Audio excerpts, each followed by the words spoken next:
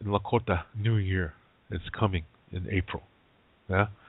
So now what's happening is that I'm going back 1,000 years, okay, in time right now.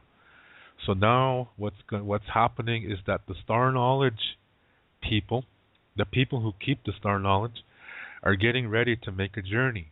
That's gonna they're gonna leave as soon as the weather allows them to, and they need to get to a certain mountain in the Black Hills called Hihankaha. Yeah, and this is where they're gonna do. They're gonna get there on. They're gonna do a ceremony there on spring equinox. Yeah, that's where they have to be up on top there by that time, and they're gonna do a ceremony there where they're gonna call back the thunders. Now they're going to be in tune with nature in the new cycle beginning. Yeah, the new year coming. So that they're going to do that. Then there's certain things they do there. Then they have to take a heokra with them. Heokras, people who dream of the lightning and thunder, they have to do everything backwards, and they have to speak an opposite. They say the opposite of what they mean.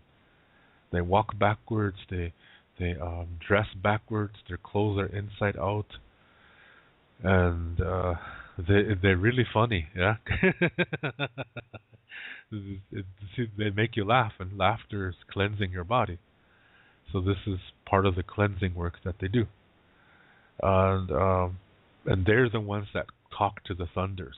Yeah, so they have to take at least one heoka up there, spring equinox, to this mountain called Hihankaka.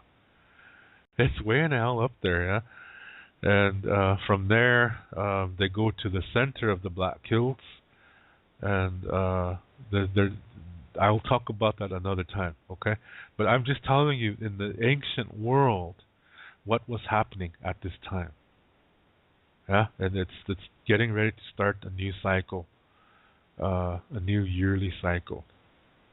Yeah, so this is really, really an important thing that's going to happen, and it's going to culminate in summer solstice near a place called Matotipila, and today in America it's called Devil's Tower.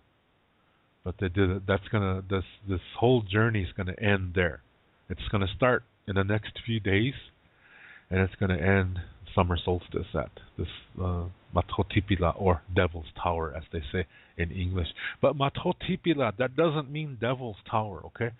Matotipila is the Lodge of the Bear. Devil's Tower is a name that America gave to it because back in the early 1900s, a lot of people tried to climb up there, and they, fell and died, and all kinds of crazy things like that. And they said it's like the devil is trying to fight you from getting up on top, so they called it Devil's Tower. Yeah, this dualistic thing. There is no devil. There is no Satan. There is no God. There is no demons. There are no angels. There is the universe. Yeah, and we are a part of that, and we play our role by living a healthy life. Yeah, that's how that happens. Anyway, so just giving you kind of a rough description here. Yeah, I'm talking to you from 1,000 years ago, and this is what I'm telling you. This is what we're about ready to do. We're getting ready to head over to Hihankaha, and we're taking a heoka, and he's going to call back the thunders now. And we're going to get ready for the new year in April. Yeah? How about that? Isn't that neat? We have our own constellations, and whenever there are certain positions, we mirror that on the Earth. For example, when this certain constellation is moving in a certain direction. I'm not going to say all these things because the names of them, because it's kind of hard to explain things without having a whiteboard. Yeah, so I'm just going to say a certain constellation moves in a certain direction, And we have to reflect that on the Earth. And this particular constellation is moving to a certain geographical landmark that is also represented in the stars. So when this certain constellation is moving towards that other constellation, that means we have to mirror that. We have to go to that on the Earth. Yeah. For example, this Hihankara. This is a mountain in the Black Hills that there's this, as I said, the ceremony is going to be done there on spring equinox, and when the way we know when we're supposed to go is when this constellation is moving a certain way. Then we follow that, and then this constellation begins to get close to that Hihankara constellation. So that means we have to be on Hihankara on the Earth. You see what I mean? It's a mirror. What we're doing is we're mirroring the movements of the stars as the way they appear on the Earth. There is a sacred reason for this. There is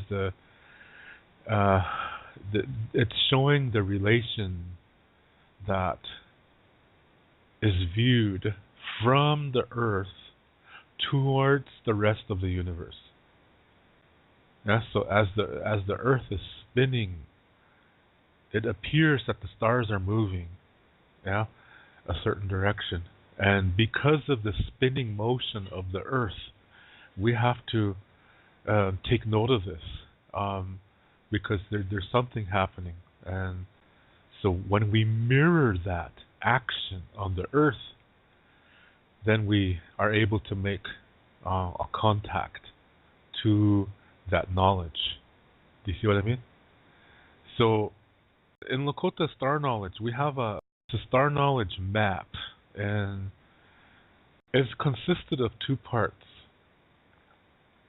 and they mirror each other. They're like reflecting the other one, and it's like a mirror. Yeah, you know how when you stand in front of a mirror, you see a reflection of yourself, and you wink your right eye, and the corresponding eye winks back. You know what I mean? But on that side, it looks like it's the left eye. Do you see what I mean? It's a reflection. The star maps are like that, and what they do is they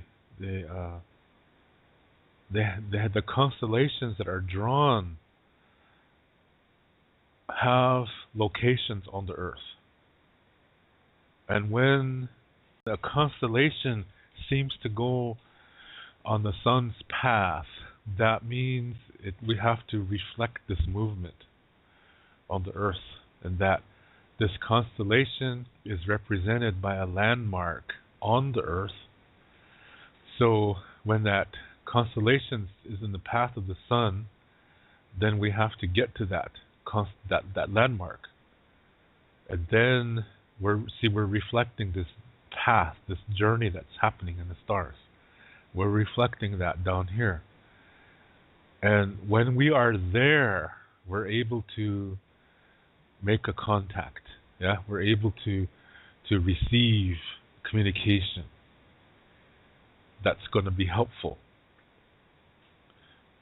It's a very simple process. Yeah, it's almost it's mirroring. Yeah, and it's when you look at this map and you see all these constellations drawn on the top part, and you look at the bottom part and you see a map of the landmarks that are here on the Earth, and if you connect those points to each other, you're going to end up with a very interesting geometric shape.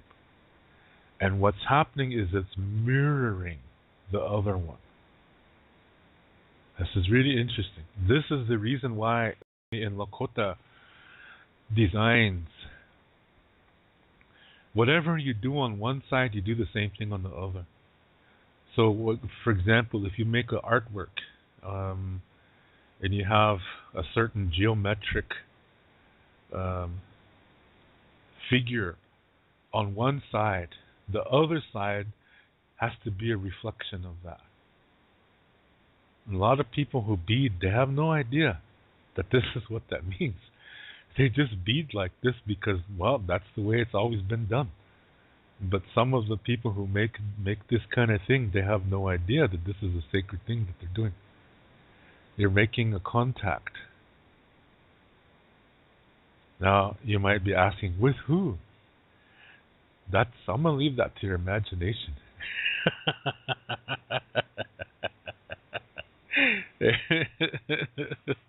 Remember, it's a mirroring aspect.